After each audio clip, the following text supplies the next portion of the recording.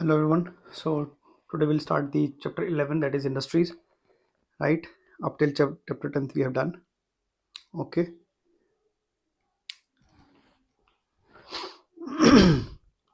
Key highlights we'll do after the chapter and then directly jumping to the introduction. So industry sector has been at the forefront of global economic growth. This is the major perception that the economic growth of any country majorly depend upon the performance of the industrial sector. All right. और important चीज़ क्या है कि चाहे वो worker productivity हो या otherwise भी देखा जाए जो ग्रोथ प्रोस्पेक्ट है इंडस्ट्री का, that has been the main detrimental factor behind the economic progress, और ये since the beginning of the industrial revolution. I hope आप इंडस्ट्रियल रिवोल्यूशन के बारे में जानते हो. ठीक है जी, क्योंकि डायरेक्टली GS1 का टॉपिक है मेंस में. क्या हुआ था industrial revolution, what were the precursors, causes क्या थे. ठीक है जी, कहाँ हुआ, व्हाट वाज द रीजंस. जैसे सपोजडली इंग्लैंड में हुआ या यूके में क्यों हुआ वहाँ पर, और उसके साथ में उसके कॉन्सिक्वेंसेज क्या थे एट ग्लोबल फ्रंट पर. ठीक है जी, इंडस्ट्रियल रिवोल्यूशन के, और बाद में फिर उसके रिवोल्यूशन के बाद में क्या फेसेट्स थे. इंडस्ट्रियल रिवोल्यूशन 2.0 क्या था, 3.0, और आजकल हम IR4 की बात कर रहे हैं. इंडस्ट्रियल रिवोल्यूशन 4 क्या है, ये सब बेसिक इंट्रोडक्शन, बेसिक टॉपिक्स हैं GS1 के और GS3 के. ठीक है जी.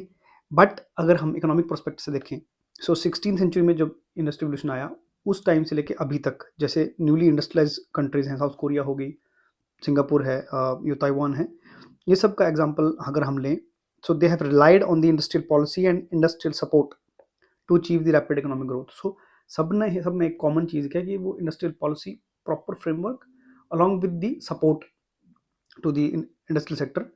ठीक है जी, उसके बेसिस पर ही जो इकोनॉमिक वेलबींग या ग्रोथ जो है अचीव करी है इन कंट्रीज़ ने. हिमाचल के पर्सपेक्ट से बात करें, so has been a good industrialization. अगर देखा जाए, Himachal has seen a good industrialization in the recent years. अभी रिसेंट टाइम में, सी आफ्टर द इंडिपेंडेंस अगर हम बात करें, Himachal has seen a good industrialization in recent years after the independence and up to the attainment of statehood of 1971. So there was hardly any progress in the industrial sector if we talk about in Himachal. So उसके बाद statehood मिलने के बाद से धीरे धीरे gradual process start हुआ industrialization का, वो बोल रहा है. सो इंडस्ट्रियलाइजेशन रिसेंट ईयर में हमने कुछ देखी है. So over the previous 4 years industry sector of the states has contributed around 40% के आसपास एवरेज पर बेसिस पर ऑफ द GSDP. अगर GDP की स्टेट की बात करें तो 40% के आसपास इंडस्ट्री से हमने देखा है. और साथ ही साथ इंडस्ट्री सेक्टर में अगर हम CAGR की बात करें, कंपाउंड एनुअल ग्रोथ रेट जो है, वो अगर बात करें तो that is around 6%. So basic data है 40% average contribution in the GSDP with the CAGR of 6.2%. Right. Next, so अब किस तरह की इंडस्ट्रीज हिमाचल में खासकर काम कर रही हैं.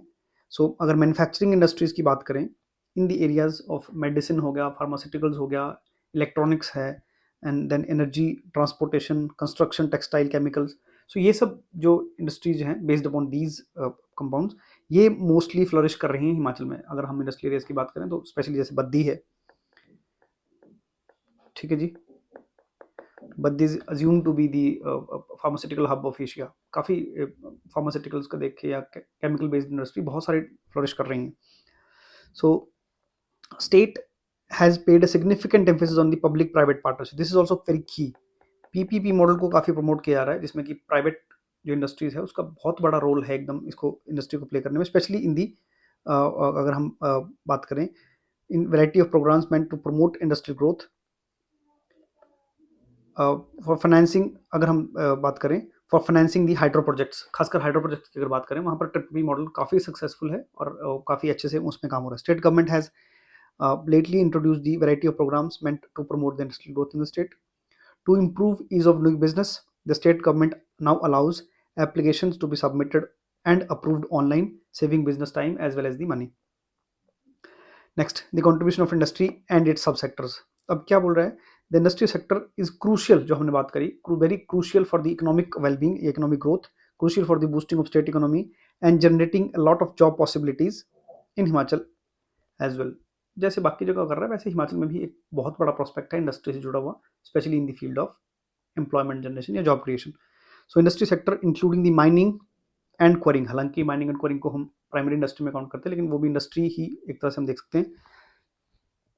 अगर वो करंट प्राइसेस पर देखा जाए as per the advance estimates, the contribution जो फाइनेंशियल ईयर 22-23 में है that comes around 79,284 crore.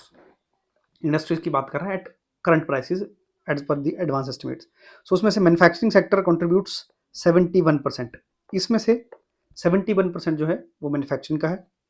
Then the of nominal GVA overall value added जो इंडस्ट्री सेक्टर की है, with the remaining contribution coming from the sub sectors like construction हो गया, mining and quarrying है, then electricity and water supply and etcetera etcetera.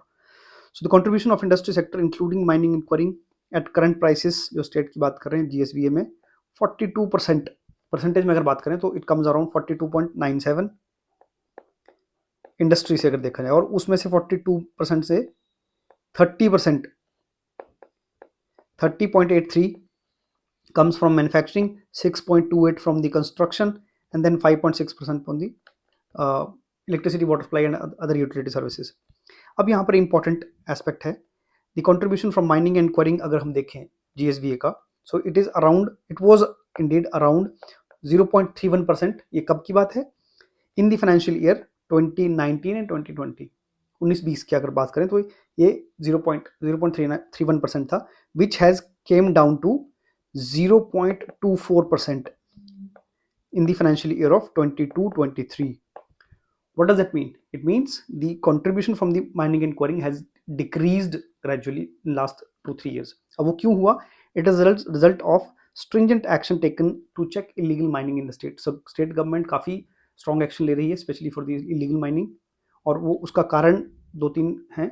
Majorly important हम sustainable development की जब बात कर रहे हैं, सो वहाँ पर इलीगल माइनिंग की वजह से बहुत सारे जो प्रॉब्लम्स जो हैं, खासकर क्लाइमेटिकली बहुत इंपॉर्टेंट मतलब वो एस्पेक्ट है। इसलिए सस्टेनेबल डेवलपमेंट को ध्यान में रखते हुए इलीगल माइनिंग को चेक करना बहुत ज़रूरी है। साथ ही साथ जो एक्सचेकर को लॉस है, साथ ही में जो बायोडाइवर्सिटी लॉस है वो तो है ही, इसलिए काफ़ी गवर्नमेंट स्ट्रिंजेंट हो रही है, और उसकी वजह से हम देखें तो आउटपुट जो कंट्रीब्यूशन है वो घट गया है ग्रेजुअल पिछले 3-4 सालों में। सब सेक्टर की अगर बात करें हम इंडस्ट्री में, as a contribution to the total GSVA figure 11.1, so we have seen 71% contribution of subsectors of industries GSVA at current prices. So industry के अंदर जो इंडस्ट्री का ओवरऑल कंट्रीब्यूशन है उसमें से 71% हमने बात करी manufacturing, the dark blue colour, then green one indicates 14% के आसपास कंस्ट्रक्शन, एंड देन 13.08% के आसपास electricity, water supply and other utility services, and only 0.55, अब 0.55 ऑफ द टोटल इंडस्ट्री का आउटपुट उसकी बात वो कर रहा है, उसमें से कितना कंट्रीब्यूशन है। अगर हम ओवरऑल इंडस्ट्री सेक्टर की जीडीपी या जीएसवीए में देखें तो वो 30% के आस, क्योंकि टोटल है 42.83, उसमें से 30% construction, and then 6.28% from the 30% from the manufacturing, 6.28 from the construction, and then 0.24 from the mining and quarrying, and this 5.62% from the electricity, water supply and other utility services. Now, so growth in the industry sector और इसके सब sector जो है उनकी बात करें, as per the advanced estimates, industry sector GSVA is expected to grow by 7.1%. अभी financial year जो इसके एडवांस एस्टिमेट्स हैं उसमें ये एक्सपेक्टेड है that industry sector will grow at the pace of 7.1%. Comparatively to the national level, industry sector is being जो national level पे जो डेटा है दैट इज 4.1%। कंपैरेटिवली हिमाचल में इंडस्ट्रियल सेक्टर जो है जल्दी ग्रो कर रहा है या हायर रेट पर है। ठीक है जी, the rapid growth of GVA of the state industry sector implies that, अब इससे क्या हम समझते हैं, अगर ये ग्रोथ रेट हिमाचल का ज़्यादा है as per the national average से, सो इसका मतलब क्या है, it implies the effects of supply chain disruption were temporary and demonstrate the industries resilience. So जो भी कोविड के पैंडमिक में लॉकडाउन की वजह से जो भी दिक्कत हुई थी या सप्लाई चेन में डिसरप्शन हुई थी वो टेम्पररी थी। साथ ही साथ जो इंडस्ट्री हैं which are based in Himachal, those industries are resilient, relatively more resilient, this doesn't mean, ठीक है जी। एंड साथ ही साथ which bolstered by the government's growth focused industrial policy, और वो कॉम्प्लीमेंट जो स्टेट या स्टेट गवर्नमेंट की जो इंडस्ट्रियल पॉलिसी है वो साथ में उसको कॉम्प्लीमेंट कर रही है। अब सेक्टर बाय सेक्टर पढ़ते हैं हम। सबसे पहला है जी number 1 manufacturing sector. During the financial year 22-23 so manufacturing sector expected to grow at, individual growth rate भी हमें याद करने हैं, ओवरऑल 7.1% है इंडस्ट्री का अगर देखा जाए, और उसमें से अगर हम सब सेक्टर देखें तो manufacturing 6.7% expected growth rate, which is third highest growth rate in industry sector. Between 11-12 to 21-22, manufacturing sector experienced the higher CAGR of subsectoral GSVA than the national counterparts. अब मैं आपको दिखाता हूँ फिगर 11.4, साथ साथ में हम फिगर भी देखेंगे. 11.4 पे हम जाते हैं. दिस वन क्या बोल रहा है वो, ये सब सेक्टर्स हैं, मैन्युफैक्चरिंग हो गया, कंस्ट्रक्शन हो गया, माइनिंग एंड क्वारिंग है. सो the Dark blue one indicates दी हिमाचल का जो CAGR रहा होगा पिछले एक डिकेड में, 11-12 से लेके 21-22 तक. सो अगर हम कंस्ट्रक्शन मैन्युफैक्चरिंग में देखें तो हिमाचल का जो CAGR है that is around 11%, which is 9% for the national average, right. बाकी सब में देखेंगे कि दी डार्क ब्लू वन जो है वो कम है, छोटे बार हैं, relatively green one are higher, which means state जो है lacking behind from the national averages. But in case of manufacturing the average CAGR is higher than the national average. This is what it means. Coming back, right, demonstrating the Himachal Pradesh's rapid manufacturing development and its capacity to draw the investments through the business reforms, the provisions of better infrastructure, and offering the competitive financial concessions to prospective investors. So जिस तरह की planning या जिस तरह की policies बन रही हैं मैन्युफैक्चरिंग को लेकर, सो चाहे इन्वेस्टर्स का कॉन्फिडेंस बिल्डिंग हो, उनको कम्पिटेटिव माहौल मिल रहा हो, उस सब की बेसिस पर जो मैन्युफैक्चरिंग का जो एनुअल ग्रोथ रेट है वो हायर है from the national average. This is what it means. और कितना है, 11%, ये आपको याद रखना है CAGR. और ओवरऑल जो एक्सपेक्टेड ग्रोथ रेट है that is 6.7% of the manufacturing. ये हम यहाँ पर देख सकते हैं the figure 11.2%. So 6.7 this is manufacturing. Similarly construction अभी देखते हैं हम, दैट इज द हाइएस्ट 9.5% पे ग्रोथ रेट एक्सपेक्टेड है. And then the mining and quarrying the green one 2.2%, and the finally electricity and water supply 7.2%. यहाँ पर देख सकते हैं. So the construction sector actually, which means organization as, so the growth of construction sector subsector is critical for increasing the income of organized as well as unorganized sector and also necessary for the infrastructure development. अब क्या है, हम देखेंगे कि industry में अगर बात करें तो मैक्सिमम एम्प्लॉयमेंट जनरेशन जो है वो कंस्ट्रक्शन सेक्टर से ही होती है, जो लोगों को खासकर स्किल्ड और अनस्किल्ड, स्किल्ड प्लस या लेसर स्किलिंग जहां पर होगी, लेस स्किल्ड जो लोग होंगे, they are mostly employed in the construction, right. So उसकी वजह से जो अनस्किल्ड या सेमी स्किल्ड जो वर्कफोर्स है उसको जो जॉब क्रिएशन हो रही है, सिमिलरली उनके पास जो पैसे जा रहे हैं, right. Number one, this is one aspect, economic growth उनकी हो रही है. दूसरा इंपॉर्टेंट एस्पेक्ट क्या है, जो कंस्ट्रक्शन होगी तब पुल बनेंगे, ब्रिज बनेंगे, हॉस्पिटल बनेंगे, सो एक तरह का इंफ्रास्ट्रक्चर डेवलपमेंट होता है. सो टू फोल्ड ऑब्जेक्टिव है कंस्ट्रक्शन का. Construction sector, the growth in subsector, this says critical for increasing the income of the organized plus unorganized sector and also necessary for the infrastructure development of the state. This is key line. The construction sector anticipate highest growth rate during the financial year 22-23, which is around 9.5%, which I have shown. The construction sector grew at CAGR of 6%, which is 2% less than the national average जो हमने यहाँ पर देखा था. This figure 11.4, 6%, which is 8% in case of national average. Similarly electricity and water supply, उसमें भी कुछ खास है, हम यहीं से देख सकते हैं इलेक्ट्रिसिटी वाटर सप्लाई में 7.2% का ग्रोथ एक्सपेक्टेड है. And then mining and quarrying that too on 2.2%. यहाँ पर हम देखेंगे. So mining and quarrying grow at 2.2% financial 22-23 with CAGR of 4.0 last one decade में. ठीक है जी. Which is a result of curtailing mining activities in Himachal to promote environmental sustainability. State is promoting the environmental sustainability. उसके वजह से जो भी illegal activities हैं और जो लीगल एक्टिविटी लीगल माइनिंग है उसको भी थोड़ा रेगुलराइज किया गया है, so as to make sure कि अनसस्टेनेबल तरीके से माइनिंग ना हो. नेक्स्ट पॉइंट यहाँ पर भी देख सकते हैं हम, sub sector wise GSVA industry sector में देखा जाए. So 43,625 crore, 9,024 crore, then 7,694 crore from the electricity and water, and 253 crore from the mining and quarrying. And this is increase, ये देख सकते हैं यहाँ पर कितना increase है हर एक सेक्टर में, right. But we have seen that this is mining and quarrying. So 284 था करोड़ में देखा जाए 2021 में, this has decreased to 48, then right? So we can see this. So there is a construction in the sector. Next, CAGR की बात कर चुके हैं हम. एम्प्लॉयमेंट कंट्रीब्यूशन की अगर बात करें, so the person who are either working or employed or seeking or available for the work, उसको अनएम्प्लॉयड है लेकिन सीकिंग फॉर द वर्क है, that actually counts for the labour force. ठीक है जी. पीरियोडिक लेबर फोर्स सर्वे क्या बोलता है कि around 19.32% of the state working adults were employed in the industrial sector. So total जो 19% के आसपास टोटल वर्कफोर्स में से उसको इंडस्ट्रियल सेक्टर में जॉब क्रिएशन है, ये वो बोल रहा है. It was the case in during 2021 में. इस साल इट हैज इंक्रीज टू 20.12%. ठीक है जी. फ्रॉम 19 to 20% इंक्रीज हुआ है द एम्प्लॉयमेंट या जो वर्कफोर्स है which is employed in the industrial sector. अब देखिए इंपॉर्टेंट एस्पेक्ट क्या है. और okay, so which turnout, this is approximately 10,74,844 crore, 44 lakh. So this approximately 10,74,844 जो लोग हैं working adults in the state are engaged in the industry sector, which is around 20% of the workforce. ठीक है जी. Workforce के बारे में थोड़ा और देखते हैं हम आगे. एक टर्म है, आई होप आपने सुनी होगी, डेमोग्राफिक डिविडेंड. ठीक है जी. सो हम देखते हैं थोड़ा आगे जाके इसके बारे में. अब बात कर रहे हैं हम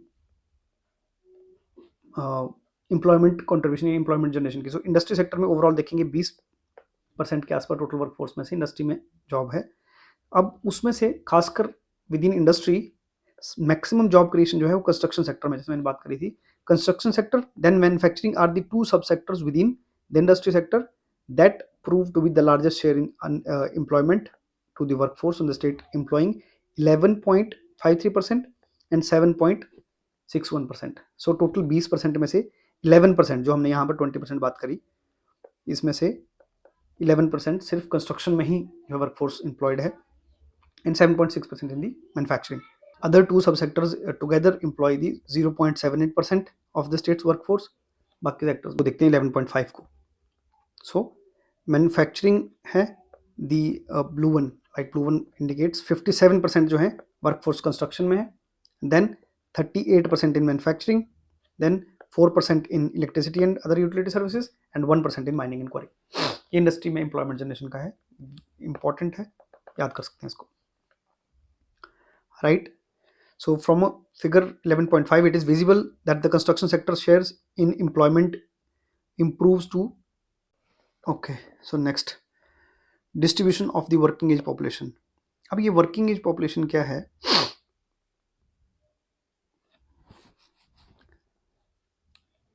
देखिए, जब हम बात कर रहे थे डेमोग्राफिक डिविडेंड की, ये जो एज ग्रुप है 15 to 60, this is called as working age population, which means people who are less than the age of 15 and who are greater than the age of 60, those are lesser likely to be contributing for the obviously economic growth और employment generation में वो participate करने के chances कम है. सो इस age group में जितने ज़्यादा लोग होंगे वो लोग इकोनॉमिक एक्टिविटी में पार्टिसिपेट करेंगे and hence to the economic growth.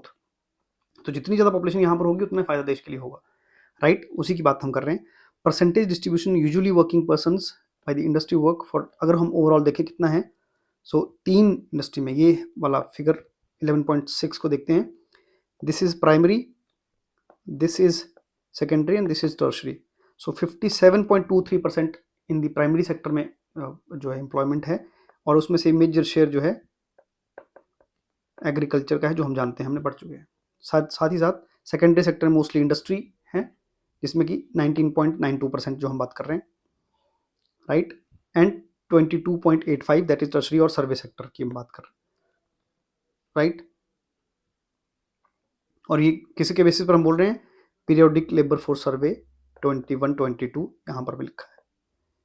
ये डेटा है from the periodic labour force survey of 2021-22. Right. Mains में अगर लिखे हम तो सोर्स लिखना बहुत ज़रूरी है कि कहाँ से ये डेटा हमने उठाया. Himachal Pradesh is an urban area. 28% working population is employed in secondary sector. In the rural areas 19%. So क्या बोल रहा है कि इंडस्ट्री की अगर बात करें हम, ठीक है जी, या सेकेंडरी सेक्टर में बात करें, नेक्स्ट लाइन। सो हिमाचल में बात करें अगर सेकेंडरी सेक्टर की बात, तो अर्बन एरियाज में it is around total workforce का 28.11% और रूरल में around 19.25%. These are employed in the secondary sector, urban और रूरल में. अब एक और एस्पेक्ट है पीरियोडिक लेबर फोर्स का, दैट इज जेंडर बेस्ड की वर्कफोर्स कितनी है. So gender based differences in the labour force between rural and urban areas. While अभी देखिए रूरल में आगे दो वर्कफोर्स होंगी, mail and female. Similarly urban male and female. So males अगर हम बात करें, this is around 30.53 but females are 6.76. Similarly urban में अगर देखें, so this is 32.43 and female जो है that is 16.82. सब देखिए ये ऑलमोस्ट सिमिलर ही हैं. अगर लेबर फोर्स पार्टिसिपेशन देखा जाए तो रूरल और अर्बन में मेल ऑलमोस्ट 30%, 32% के आसपास है. लेकिन अगर फीमेल की बात करें, so this in case of rural this is 6% और यहाँ पर 10% हायर है, 16%. यही बात यहाँ पर लिखी है. So comparatively only 16.82% of the women in urban areas are engaged in the secondary sector, which is 10% higher than the rural area women, whereas 32% of the urban areas gainfully employed for the males. Now see figure this 11.7 males हैं, ये female हैं.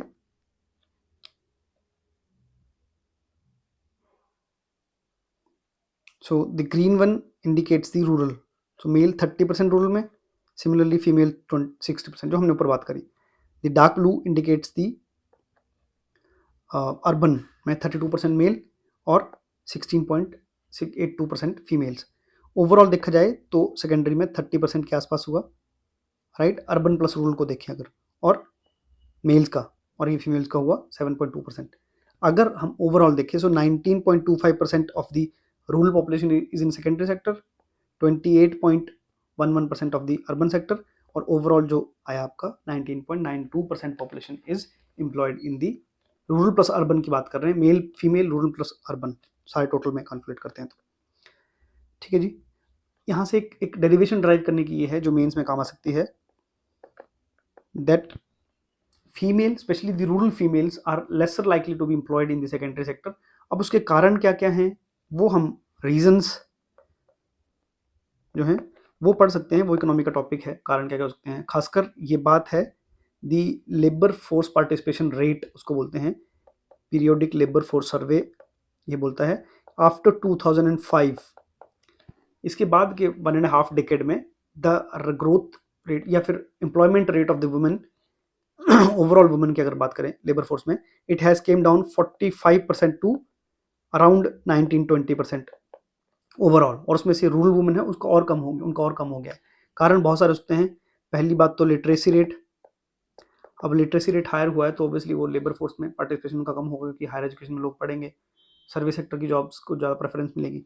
दूसरा है patriarchal mindset या फिर उस तरह की सोशल हिंड्रेंस जो हैं जो फीमेल्स को एम्प्लॉयमेंट, मतलब उनका जो एम्प्लॉयमेंट है उससे उसमें बीच में आती हैं. थर्डली इम्पॉर्टेंट है the security at work place. This is also very important. Security at work place जो है वो भी इंश्योर करने के लिए है. एंड साथ ही साथ the enrolment in higher education women का खासकर. सो ये सब इंपॉर्टेंट फैक्टर्स हैं जिनकी वजह से धीरे धीरे ग्रेजुअली अगर देखें तो जो लेबर फोर्स में पार्टिसिपेशन है वुमेन का, खासकर रूरल वुमेन का, वो बहुत घट गया है. ये इसमें से हम डिराइव कर सकते हैं. Himachal Pradesh industrial investment policy, इसके बारे में 2 मिनट देख लेते हैं. तो देखिए क्या वो बोल रहा है कि बिफोर जैसे हमने बात करी कि अब पिछले 4-5 साल में काफ़ी ग्रोथ पकड़ी है और आफ्टर दी स्टेटहुड अटेन करने के बाद उसके बाद ग्रोथ रेट इंडस्ट्रियल ग्रोथ जो है वो बढ़ी है, या इंडस्ट्रियल ग्रोथ की तरफ ध्यान दिया गया है. उसके पहले गिन चुन के ऐसी 2-4-5 ऐसी इंडस्ट्रीज होंगी जो काम कर रही होंगी स्टेट में. उनके नाम हम देख सकते हैं. So there was Nahan foundry which was working in Nahan Sirmaur, वो काफ़ी टाइम से पहले चल रही है. देन मोहन मिकिन्स ब्रूअरी है सोलन में, जो कि मतलब इंडिपेंडेंस के पहले से काम कर रही है. सॉल्ट माइंस हैं दरंग मंडी में, जो हम जानते हैं काफ़ी फेमस है, पुरानी है. ठीक है जी. रेजिन एंड टर्पेंटीन फैक्ट्रीज हैं नाहन और बिलासपुर में. साथ ही साथ 4 छोटी सी गन फैक्ट्री चलती थी पहले मंडी में. सो ये सब भी इंडस्ट्रीज थी पहले, स्टेटहुड से पहले. The state government recognise the significance of industrial policy as an important tool for increasing the investors confidence and catalyzing the industrial growth. So state government को रियलाइज ये हो गया कि हमें एक प्रॉपर इंडस्ट्रियल पॉलिसी होनी चाहिए, ताकि उसकी बेसिस पर जो भी इन्वेस्टर्स जो हैं, जो फ्यूचर में हिमाचल में इन्वेस्ट करना चाह रहे हों, उनको ओरिएंटेशन या फिर गवर्नमेंट का इंटेंट पता लगता रहे कि इस तरह से ग्रोथ जो है चाह रहे हैं इंडस्ट्री में, ताकि वो इन्वेस्टमेंट लाएं और यहाँ पर फैक्ट्रीज लाएं और so on and so fourth. Now the vision statement in the industrial policy 2019, ये डायरेक्टली भी क्वेश्चन आया है इंडस्ट्रियल पॉलिसी 2019, या आ भी सकता है मेंस में. ठीक है जी.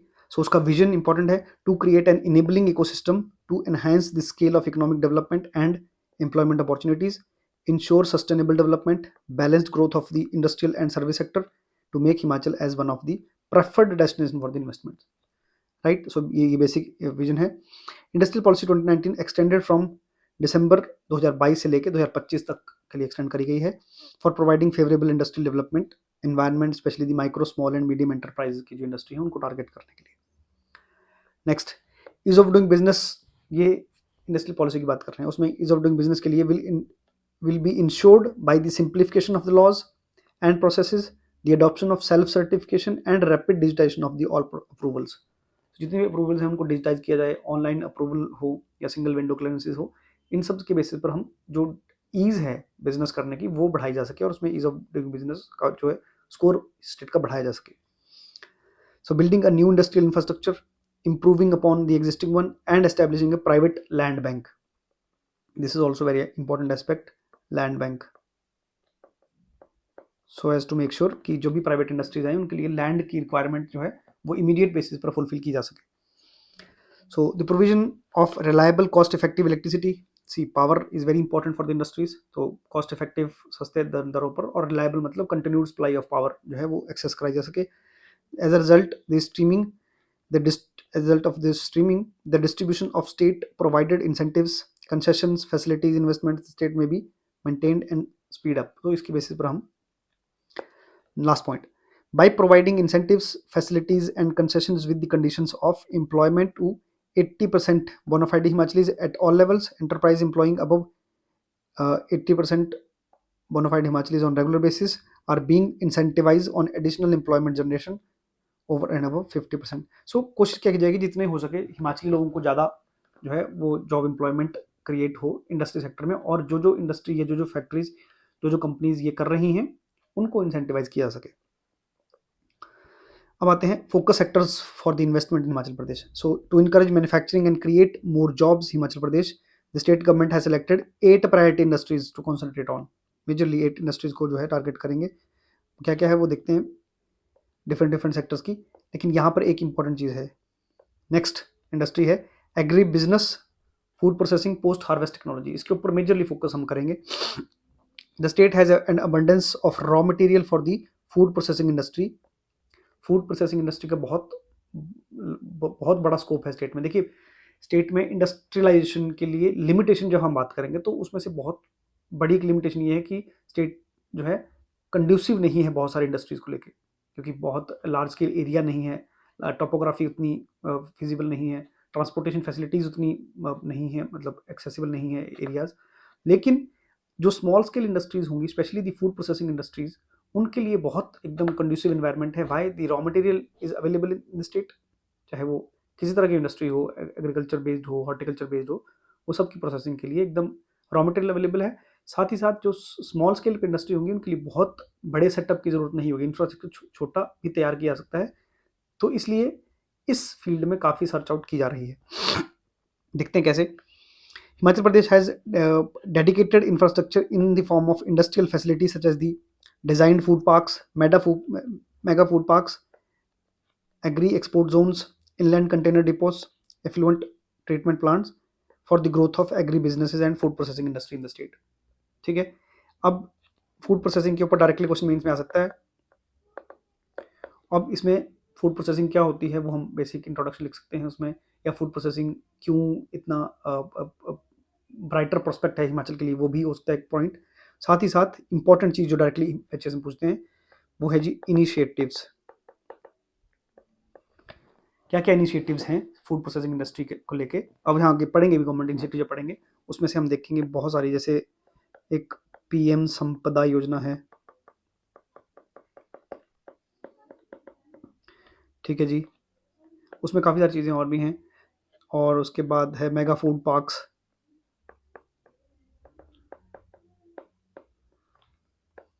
Then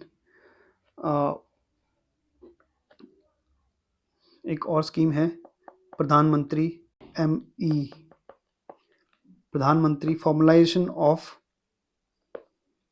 of micro food processing industry and enterprise को लेकर एक स्पेशल स्कीम है डेडिकेटेड, वो भी रन कर रही है। इसके बारे में थोड़ी बहुत देखते हैं हम जब गवर्नमेंट इनिशिएटिव पढ़ेंगे। सो ये सारी स्कीम्स जो हैं डायरेक्टली हम मेमोराइज कर सकते हैं फॉर दी मेंस इनिशिएटिव, क्योंकि पूछ सकते हैं what are the major initiative from the government side to make the food processing industry successful. Next कुछ एक फीचर एग्री बिजनेस के बारे में देख सकते हैं, क्यों ये हिमाचल में है, मेन बुलेट पॉइंट्स हम यहाँ से निकाल सकते हैं मेंस के लिए। Feature of agri businesses, food processing and post harvest technology क्या है, चूंकि हिमाचल एक फ्रूट बाउल है, हम जानते हैं एप्पल प्रोडक्शन के लिए बहुत कंट्री में सेकंड पोजीशन पे है, rank second in Apple and almond production के लिए। Secondly one of the largest producer of the off season vegetables and exotic fruits की अगर बात करें, ये प्रिकर्सर्स हैं विच आर रिक्वायर्ड, यहाँ से रॉ मटेरियल जो है एक्सेस होगा for the food processing industry. Then हमने बात करी थी एग्रो क्लाइमेटिक कंडीशंस की, sub tropical, sub temperate, temperate और अल्पाइन, हर तरह का क्लाइमेट जो है अवेलेबल है स्टेट में। So 4 agro climatic zones and 9 varieties of soils, different varieties जो है सॉइल की वो सब अवेलेबल हैं। Adequate infrastructure for agri and food processing businesses and presence of world's leading food processing players in the state, जो हम देखेंगे अभी काफ़ी प्राइवेट प्लेयर भी काम कर रहे हैं। साथ ही साथ investment opportunities for the food processing sector में बात करें तो exotic food and vegetable processing manufacturing में है, वाइन मैन्युफैक्चरिंग में है, मीट, ये सब एरियाज हैं जहाँ पर कि काम हो सकता है। सो मशरूम प्रोसेसिंग, क्योंकि मशरूम में काफ़ी डेवलपमेंट हुई है स्टेट में, ठीक है। Forward and backward linkages in the agri industry, food processing के लिए फिशरी हो गया, डेयरी फार्मिंग है, ये सब एरियाज में काफ़ी स्कोप है इंडस्ट्रियल डेवलपमेंट का, ये वो बात कर रहे हैं। साथ ही साथ नेक्स्ट एस्पेक्ट है manufacturing and pharmaceuticals. The state has made a significant transition from the agrarian to industrial economy with a quantum jump from 7% contribution in the industry GSDP, जब 50-51 में इंडिपेंडेंस हुई थी उस वक्त अराउंड 7% के आसपास इंडस्ट्रियल कंट्रीब्यूशन था, which came to 42.97% 22-23 में। In the industrial investment policy 2019 for equitable and balanced development of industrial development across the state, higher incentives are being offered to the investors for setting up of B and C category of जो छोटे तरह के industries होंगी वो setup करने के लिए। Sector highlights manufacturing और फार्मास्यूटिकल में देखते हैं तो 47 इंडस्ट्रियल एरियाज हैं, भी बेसिक इंफॉर्मेशन है, ज़्यादा इंपॉर्टेंट है नहीं। एक स्कीम है new industrial parks have been proposed in various locations of the state, integrated industrial township and software technology park at Kangra, this is important, integrated industrial township under the MIIUS, mega food parks under mega food park scheme, mega textile parks at Una, proposed biotechnology park at Aduwal and bulk drug park, ये हम देखते हैं ऊना में, medical device park at Solan, ये सब information आगे देखते हैं। Next largest pharma hub of Asia, this is की Himachal Pradesh is the pharmaceuticals manufacturing hub of the country. Almost all the leading pharma giants have set up their units, चाहे जितने भी होंगे बड़े बड़े फार्मा जाइंट, जैसे Johnson Johnson है, German remedies हो गए, सिप्ला है, ये सब इनके मेजरली प्लांट मोस्टली हिमाचल में एस्टैब्लिश्ड हैं, ठीक है जी। As ultra modern laboratory assisted by NIPER, national institute of pharmaceutical and education research, is also processed is also propose to set up in Baddi, चूँकि बद्दी में हम बात करेंगे, बद्दी में बहुत बड़ा फार्मास्यूटिकल मैन्युफैक्चरिंग का हब है। Himachal Pradesh contribute 35% of the pharma demands of India. So overall India की 35% जो डिमांड है वो फार्मा की बद्दी से ही की जाती है। Table 11.1, this is also important. Bulk drug park, जो नए प्रोजेक्ट्स हैं उनके बारे में है। मेडिकल डिवाइस पार्क, सो बल्क ड्रग पार्क जो है डिस्ट्रिक्ट ऊना में हरोली जगह है वहाँ पर, then medical device park that is in Nalagarh Solan में, ठीक है जी। उसके बाद इंडस्ट्रियल पार्क्स हैं, ये चाहे कुछ कांगड़ा में है, राइट, और देख सकते हैं हम इंडस्ट्रियल पार्क्स के बारे में है। एरिया में देख सकते हैं जो bulk drug park that is in 1400 hectare एकड़, 1405 एकड़, देन 265 एकड़, और इनके ये दोनों हम पढ़ सकते हैं क्योंकि प्रीलिम्स में पूछ सकते हैं डायरेक्टली एरिया कितना है, खासकर जो बल्क ड्रग पार्क है और मेडिकल डिवाइस पार्क है उनका। So the initial development work for the approach road power, ये मेडिकल डिवाइस उनके बारे में इंफॉर्मेशन है, हम देख सकते हैं बाद में। सेकंड इंडस्ट्री है tourism, hospitality and civil aviation.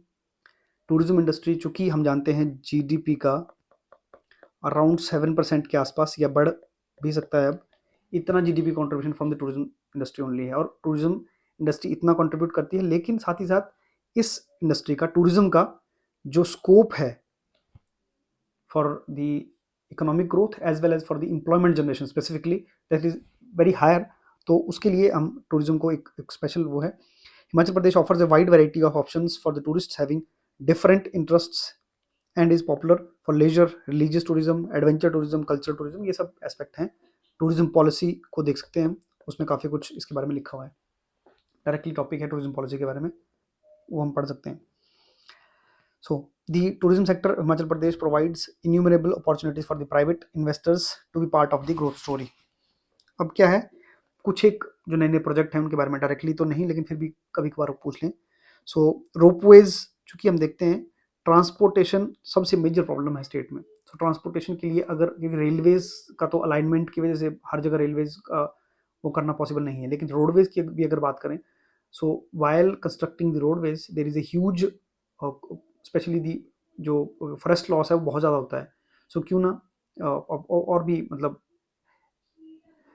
Forest loss के साथ साथ में और एक हैबिटेट डिवाइड हो जाता है, specially when the road crosses the forest areas. So एक जो फॉरेस्ट फौना है उनका हैबिटेट में डिवीजन हो जाता है, जिसकी वजह से काफ़ी दिक्कतें होती हैं। सो उसके लिए ropeways gives a better option. Ropeways की काफ़ी सारे प्रोजेक्ट हैं, जैसे श्री अनंतपुर साहिब से लेकर नैना देवी तक के लिए रोपवे प्रपोज्ड है। शिकारी देवी मंडी में रोपवे, न्यूगल जो है पालमपुर वहाँ पर एक शातलाई से द्योतसिद्ध, ये भी प्रोस्पेक्टेड रोपवेज हैं जो बन सकते हैं आने वाले टाइम में, इसके लिए बिडिंग हो रही है। मैक्लोडगंज में भी से त्रिउंड तक का जो ट्रैक है वहाँ पर भी रोपवे एक्सपेक्टेड है, नारकंडा से हाटू पीक तक का शिमले में, ये भी हो गया। Then high class tented accommodations, ये सब टूरिज्म में क्या क्या स्कोप है उनके बारे में आप देख लेना, बहुत जोरदार कुछ ऐसा है नहीं, बट हाँ लिखने के लिए इंपॉर्टेंट हो सकता है। Heli taxi services from Chandigarh to Shimla, Dharamshala, ये सब एरियाज में। Ski resort, this is also very important, facilities at Chanshal Shimla. International level of hotel management जातगिरी मंडी एंड धर्मशाला में। नेक्स्ट सी टूरिज्म का हो गया एक, और अब एक नया कॉन्सेप्ट है health tourism. People who are mostly affected from the lifestyle diseases, जो कि डे टू डे मतलब बेसिक जो उन डिजीज से अल्टरनेटिव चाहते हैं, फ्रॉम द एलोपैथिक से बाहर जाकर अल्टरनेटिव मेडिसिन की तरफ जाना चाहें, तो उसके लिए एक बहुत इंपॉर्टेंट एस्पेक्ट है हिमाचल में आयुष की। अगर बात करें आयुर्वेदा, योगा, यूनानी, सिद्धा और होम्योपैथी, सो वेलनेस और हेल्थ केयर के लिए हिमाचल काफ़ी बेटर ऑप्शन है। AYUSH comprise practices of so and so. State is a home of some of the rarest herbs in the Himalayan used in Ayurveda. Himachal Pradesh has the rich history in providing Ayurvedic treatments and is home of various luxury wellness resorts. ये सब भी हैं। अब क्यों है ये आयुष के लिए प्रोस्पेक्ट, ये हम पढ़ सकते 4-5 पॉइंट। फेवरेबल क्लाइमेटिक कंडीशन है, प्लीजेंट एकदम मौसम है, क्लीन एयर है comparatively to the plains, then well established infrastructure है, वेलनेस के अच्छे अच्छे रिजॉर्ट्स हैं। 66% of the geographical area is designated forest cover है, उसमें से हालांकि बहुत ज़्यादा नहीं है, 28% स्टिल वो काफ़ी है फॉरेस्ट कवर। सो अभी हम रिसेंटली देखते हैं एक हिमाचली ब्लैक क्यूमिन, काला जीरा को बोलते हैं, उसको जीआई टैग मिला था। So this is very important for immunisation and to reduce benefit. इस तरह के बहुत सारे और कंपाउंड हैं जो कि नोन है फॉर द आयुर्वेदिक बेनिफिट्स, या आयुर्वेदा में काफ़ी पॉपुलर हैं फॉर देयर बेनिफिट्स। तो उनको लेकर जो है एक टूरिज्म का ग्रोथ प्रोस्पेक्ट या टूरिज्म को अट्रैक्ट करने का एक प्रोस्पेक्ट बनाया जा सकता है, ये वो बोल रहा है। Housing and urban development, transportation, खासकर स्मार्ट सिटी के Shimla and Dharamshala both have been selected as 2 of the 100 Indian cities under the smart city project, और उसमें से मोस्ट ऑफ द प्रोजेक्ट जो है स्मार्ट सिटी में ट्रिपल पी मॉडल पर implement किए जा रहे हैं। Project such as the solid waste management हो गया, ठीक है जी, और भी बहुत सारे कम्युनिटी बेस्ड फैसिलिटी डेवलप करना है, इस तरह के बहुत सारे प्रोजेक्ट जो है स्मार्ट सिटी के अंडर शिमला और धर्मशाला में एग्जीक्यूट किए जा रहे हैं। इनके बारे में देख सकते हैं हम, बहुत कोई जोरदार है नहीं। नेक्स्ट, इंफॉर्मेशन आईटी, ये सब इंडस्ट्रीज के बारे में ही हम उसके सब सेक्टर देख रहे हैं। Information technology enabled services and electronic manufacturing, ठीक है जी। India since it is aspiring to be $1 trillion digital economy, ठीक है, 1 ट्रिलियन डिजिटल इकोनॉमी बनने का एस्पिरेशन है in next few years, riding on the opportunity in the areas such as IT enabled services or electronics manufacturing, digital payments and cyber security. Himachal Pradesh government has an aim to leverage the opportunity through investment in IT and ITS. इसमें कोशिश हम करेंगे कि IT based जो है services में काफ़ी सारी ग्रोथ जो है हिमाचल में हो सके, उसके लिए हम देखेंगे। सो ई गवर्नेंस के लिए काफ़ी कुछ स्टेट में हो रहा है, वो हम देखते हैं आगे, लेकिन मेजरली क्या एफर्ट्स हैं।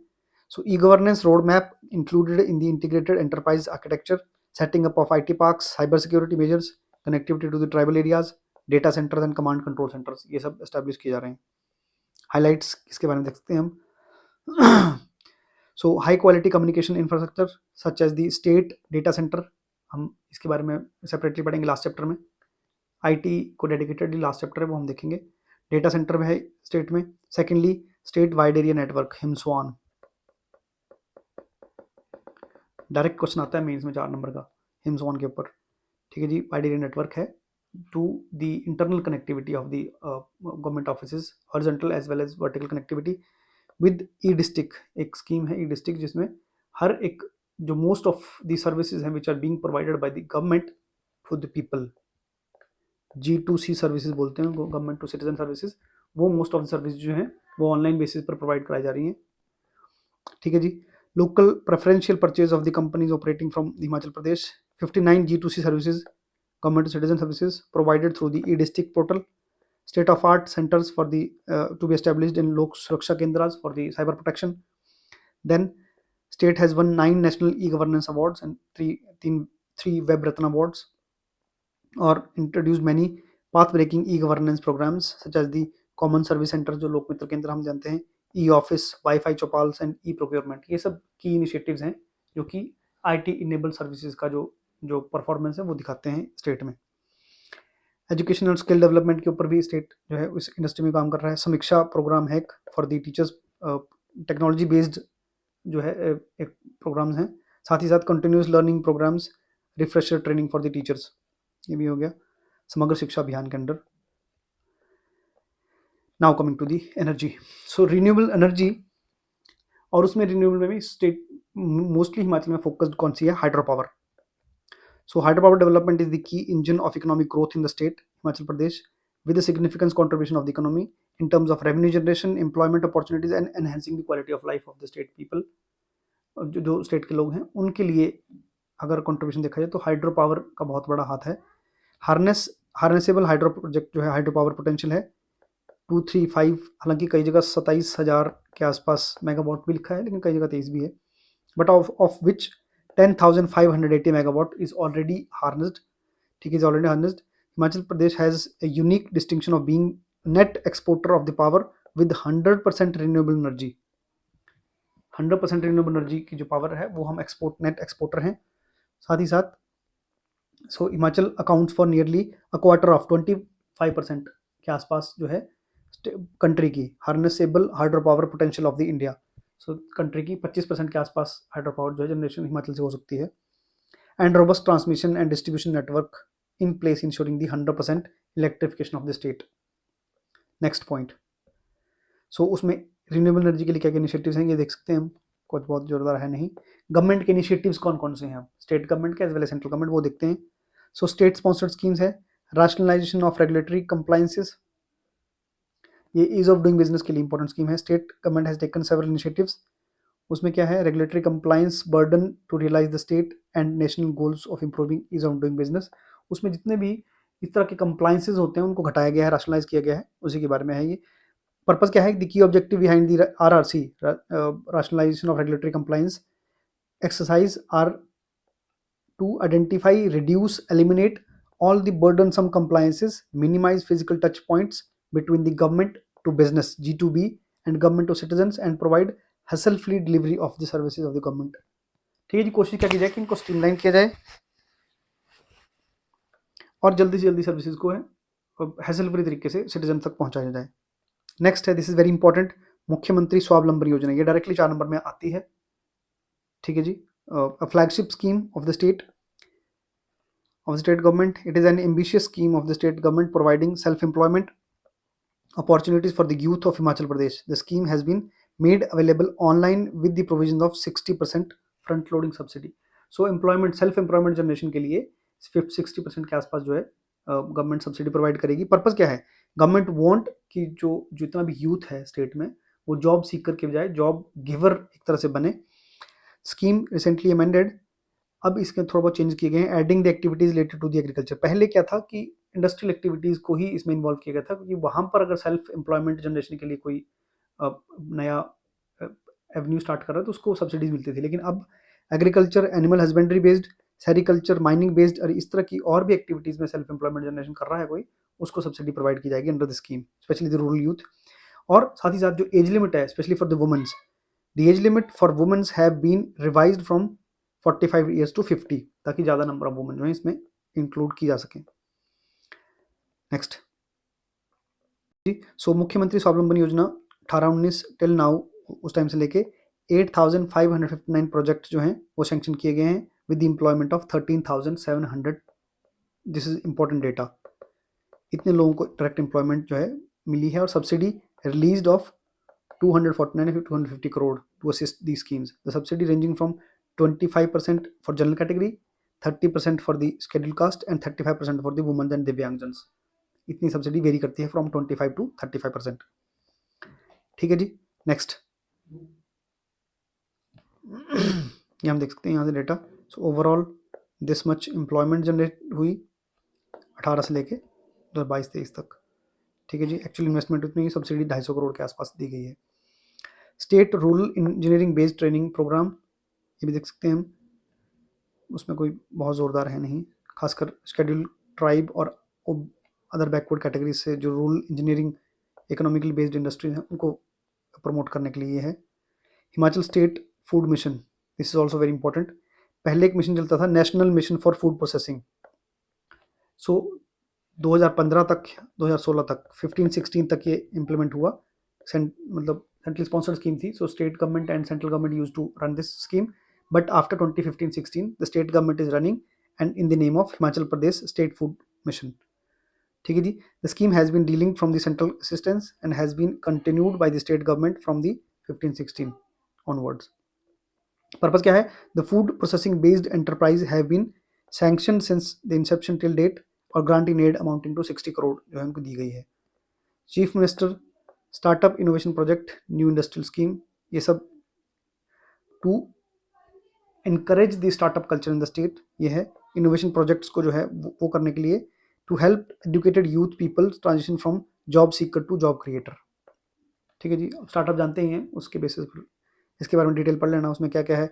Monthly subsidise stipend of 25,000 per month for 1 year and free incubation facilities to plug and play capabilities, ये सब बेसिक डिटेल हम पढ़ सकते हैं बाद में भी, कुछ बहुत जोरदार इसमें है नहीं।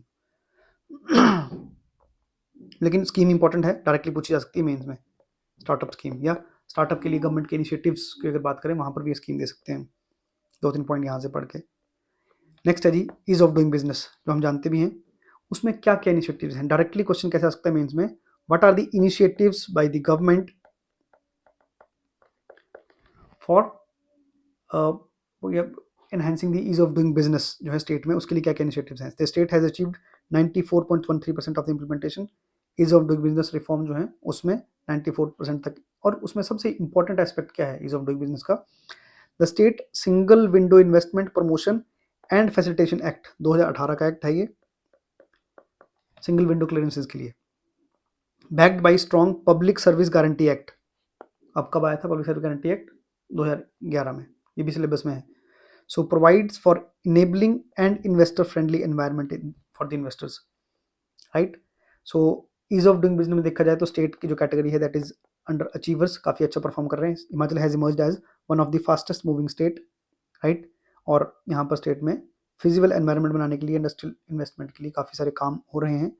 उसमें से सिंगल विंडो पोर्टल, ठीक है जी, emerging Himachal for the business services, Himachal online Seva portal, e district, ये सब हैं जो बेसिकली काम कर रहे हैं. यहाँ पर 5 जो मेजर एस्पेक्ट हैं ईज ऑफ डूइंग बिजनेस के वो हम पढ़ सकते हैं फॉर दी मेंस. कौन कौन से हैं? कॉमन एप्लीकेशन फॉर्म, ताकि आपको जगह जगह अप्लाई ना करना पड़े हर डिपार्टमेंट में. अगर आपको इंडस्ट्री स्टार्ट करनी है तो सिंगल विंडो में आपका काम हो जाए. टाइम बेस्ड प्रोजेक्ट अप्रूवल, सो जब भी आप अप्लाई करें उससे टाइम बाउंड मैनर में आपका अप्रूवल्स हो. Single window act for the single window clearance. Okay, so now will start the centrally sponsored schemes, this second section. सबसे इंपॉर्टेंट स्कीम है जो कि फूड प्रोसेसिंग इंडस्ट्री के लिए सबसे इंपॉर्टेंट है, prime minister's formalisation of micro food processing enterprise. Prime minister scheme for FME इसको बोलते हैं, micro food processing enterprise, right. So अगर फोकस एरियाज़ की बात करें तो हम 3 एस्पेक्ट यहाँ पर हैं जो उसके फोकस एरियाज़ हैं. कैसे ये स्कीम काम करेगी देखिए, अदरवाइज मतलब जो बेसिक जो पर्पज़ है that is to assist the food processing based micro enterprise, जो छोटे एंटरप्राइज हैं जिसमें फूड प्रोसेसिंग जो मेजर ऑक्यूपेशन है उसको, स्पेशली दी अनऑर्गेनाइज सेक्टर में जो इन्वॉल्व हैं उनको एक बड़े प्लेटफॉर्म पर लेकर आना, वो मेन टारगेट है. कैसे करेंगे? 3 इंपॉर्टेंट स्कीम्स को इसमें मतलब लिया जाएगा जिसके थ्रू काम होता है. एक है जी ODOP, one district one product scheme. आई होप आप जानते होंगे. सो गवर्नमेंट ऑफ इंडिया की स्कीम है कि हर एक डिस्ट्रिक्ट से कोई एक प्रोडक्ट को आइडेंटिफाई करके उसके बेसिस पर फिर उस प्रोडक्ट को पॉपुलराइज किया जाएगा और उसमें उसकी ग्रोथ के लिए काफ़ी एफर्ट्स किए जाएंगे. दूसरा इंपॉर्टेंट है जी waste to wealth programme. So waste to wealth programme जो है उसके अंडर भी इसी PMFME जैसे फॉर्मुलाइजेशन ऑफ माइक्रो एंटरप्राइज उसको फोकस करेंगे हम. थर्ड इंपॉर्टेंट है जी एस्पिरेशनल डिस्ट्रिक्ट प्रोग्राम.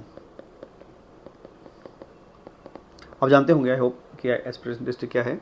सो जो दी मोस्ट बैकवर्ड डिस्ट्रिक्ट्स हैं ऑल ओवर इंडिया के, अराउंड 112 150 में कहीं लिखा है. सो उन डिस्ट्रिक्ट्स में उन डिस्ट्रिक्ट्स को अपलिफ्ट करने के लिए, उनका ओवरऑल डेवलपमेंट के लिए गवर्नमेंट एफर्ट कर रही है अंडर दिस प्रोग्राम. और उसी प्रोग्राम के अंडर फोकस करा जाएगा किसमें? माइक्रो फूड प्रोसेसिंग इंडस्ट्री पे. So now will see the overall outlay for 10 crore for the period of 5 years. ठीक है जी. और उसमें देखते हैं Shimla district under one district one product देखे. सो ऑब्वियसली क्योंकि शिमला डिस्ट्रिक्ट में apple is the most famous thing अगर प्रोड्यूस की बात करें. So apple is selected under ODOP, existing units of individual and group to be supported, even not the ODOP product as such but new units will only be supported. ठीक है जी. So basic हो गया. Then is second industry की बात करें, PM employment generation programme. This is also very important. So it is actually credit linked subsidy programme, right. So जो credit मिलता है उस पर सब्सिडी जो है गवर्नमेंट देगी by central government obviously. The scheme was launch on 15th of August 2008 by merging the 2 schemes of that time, prime minister Rozgar Yojana as well as rural employment generation programme. So उन दोनों club करके एक scheme बनाई गई थी. ये basic purpose क्या है कि जो क्रेडिट अवेलेबल कराया जाएगा स्पेशली एम्प्लॉयमेंट जनरेशन के लिए, सेल्फ एम्प्लॉयमेंट या और एवेन्यूज़ के लिए, उसके ऊपर सब्सिडी गवर्नमेंट प्रोवाइड करती है, right. So under the scheme maximum cost of project in manufacturing sector is 50 lakh and 20 lakh under the service sectors, right. So main यहाँ पर एक लाइन देख सकते हैं हम. सो द बैलेंस अमाउंट में भी सो हो गया जी. बस एक चीज़ इंपॉर्टेंट क्या है कि जो सब्सिडी है the government general category candidate get 50 to 25 subsidy depending upon the location, proposed venture कैसा है, ठीक है जी, यूनिट और कंट्रीब्यूशन टुवर्ड्स दी प्रोजेक्ट, ये सब हो गया. The other category candidates would get 25 to 35. So variability 15% to 35% तक क्रेडिट सब्सिडी जो है गवर्नमेंट देती है. So this scheme is being implemented. ये इंपॉर्टेंट है, डायरेक्टली प्रीलिम्स में पूछ भी सकते हैं. जो PM एम्प्लॉयमेंट जनरेशन प्रोग्राम है that is being implemented by industries department Himachal Pradesh and this is very khadi and village industry board and KVIC. अब ये KVIC क्या है देखते हैं आगे हम. ठीक है, next. Okay, so employment generation program के कुछ ऑब्जेक्टिव्स देखते हैं. टू जनरेट जनरल ऑब्जेक्टिव्स, अगर डायरेक्टली हमें स्कीम आती है 4 नंबर में, PM employment generation programme. So majorly हम क्या लिखेंगे उसके बारे में. सो बेसिक ऑब्जेक्टिव्स अगर पूछे हों, टू जनरेट एम्प्लॉयमेंट, जो हमें दिखता ही है एम्प्लॉयमेंट जनरेशन नाम है, तो generate employment opportunities in rural as well as urban areas, both areas में. नंबर 2, इसमें देखिए, the country through setting up new self employment ventures, avenues, projects, micro enterprise, इस तरह छोटे छोटे एंटरप्राइज ओपन करने के लिए सेल्फ एम्प्लॉयमेंट यहाँ पर जनरेट हो सके. यहाँ पर एक और इंपॉर्टेंट स्कीम है, ये हम अलग से भी देख सकते हैं, नाम है स्फूर्ति. हिमाचल में भी इसका एक प्रीलिम्स में क्वेश्चन बन सकता है, स्फूर्ति. इसके बारे में थोड़ा बाद में पढ़ते हैं, लेकिन to bring together widely disperse traditional artisans. So ये जो स्फूर्ति स्कीम है ये ट्रेडिशनल इंडस्ट्रीज़ के लिए है. ठीक है जी. So rural as well as urban youth and give them self-employment opportunities in the extent possible to their places, to provide continuous and sustainable employment to large segment of the traditional and prospective artisans, rural and urban unemployed youth. Third, to increase the wage earning capacity of the artisans, right, and to increase their growth rate of the rural and urban employment. So employment generation करना, साथ में जो उनका earning capacity है, veg earning capacity है, उसको थोड़ा बढ़ाना. सेरिकल्चर जानते हैं हम, ठीक है जी. सिल्क वर्म्स के बारे में है. इसमें एक वो है रेशम साथी करके ऑर्गेनाइजेशन बनाई गई हैं, जहाँ से कि थ्रू ये सेरिकल्चर के ऑपरेशंस को और प्रमोट ज़्यादा कर रहे हैं. Similarly goes with mining. हमने बात करी थी माइनिंग का जो आउटपुट है, माइनिंग की जो ग्रोथ है, दैट हैज़ डिक्रीज, और उसमें जो कॉन्ट्रीब्यूशन है उसका, it has came from 0.31 to 0.24. ठीक है जी. और मैंने उस वक्त बताया भी था कारण क्या है. Majorly it is because of the governments stringent action on the illegal mining, especially in the border areas, illegal minings, and the penalty for illegal mining has been raised from 25,000 to 5 lakh rupees. Purpose क्या है, to make sure कि जो development है हिमाचल में वो sustainable तरीके से हो रही है और अनसस्टेनेबल तरीके से एक्सप्लॉयटेशन नेचुरल रिसोर्सेज का ना हो, right. So and also the imprisonment up to 2 years, और बोथ भी इसमें हो सकता है, राइट. साथ ही साथ it is making all efforts to make, government is making all effort to make mining material available for legal activity. So legally जो भी अवेलेबल है उसके लिए गवर्नमेंट एफर्ट कर रही है, लेकिन जितने भी इलीगल थे, क्योंकि बहुत ज़्यादा ऑपरेशंस होते हैं, स्पेशली माइनिंग, सैंड माइनिंग हो गया या ये सब चीज़ों में, right. The border districts of state, वैसे कांगड़ा है, ऊना है, सोलन, सिरमौर, इन सब एरिया में बहुत इलीगल माइनिंग होती थी, जिसको गवर्नमेंट ने चेक भी किया है. कैसे अलग अलग चेक पोस्ट बनाई गई हैं, जैसे 5 mining check post in district Una, 1 in district Solan have been established to check the illegal mining as well as overloading. During the last 5 years, the department has auctioned more than 220 mining sites through tenders. Now, this is very important. MSME for mains.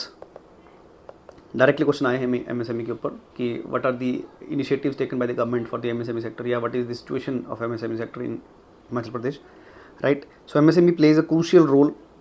Important है definition में. अगर introduction में हम MSME क्या लिख सकते हैं, so MSME is very important for the economic and social growth of their respective state. So किसी भी स्टेट में, स्पेशली द स्टेट की जो ग्राउंड लेवल इकोनॉमी है उसको अपलिफ्ट करने के लिए, उसकी इकोनॉमिक ग्रोथ इंश्योर करने के लिए, along with social growth, MSME sector has a crucial role to play by encouraging the business innovations and creating new job opportunities या possibilities. The government has made a number of moves to support the advanced micro, small and medium sized enterprises. So government काफ़ी वो कर रही है, specially the under आत्मनिर्भर Bharat scheme. हम जानते होंगे शायद आत्मनिर्भर भारत, राइट.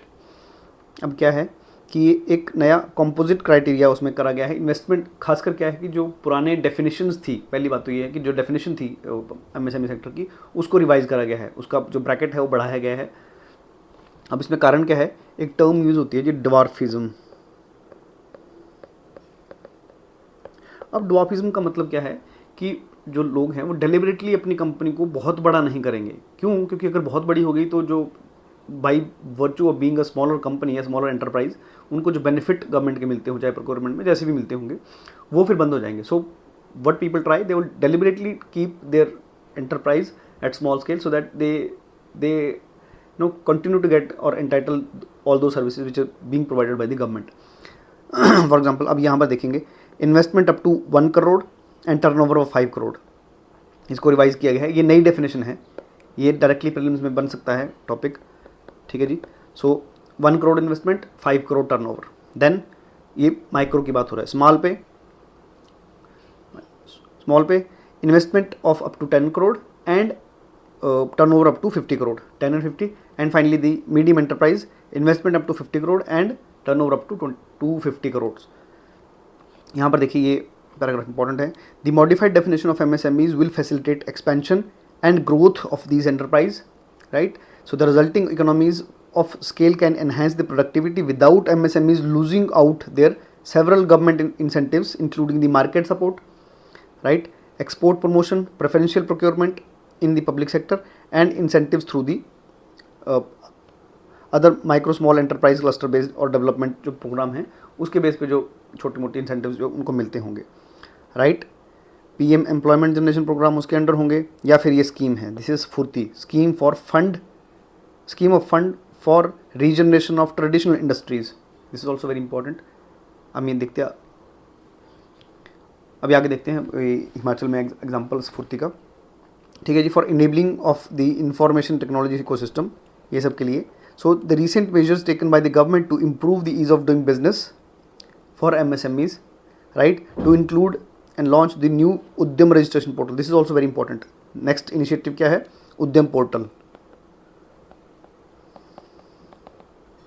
सो अगर डायरेक्टली क्वेश्चन ये पूछ रहा है कि व्हाट आर दी की initiatives by the government for MSME sector, तो एक तो हम जो आत्मनिर्भर भारत के अंदर या वैसे भी जो रिवाइज करा गया है MSME का डेफिनेशन, एक वो इम्पोर्टेंट की इनिशिएटिव है.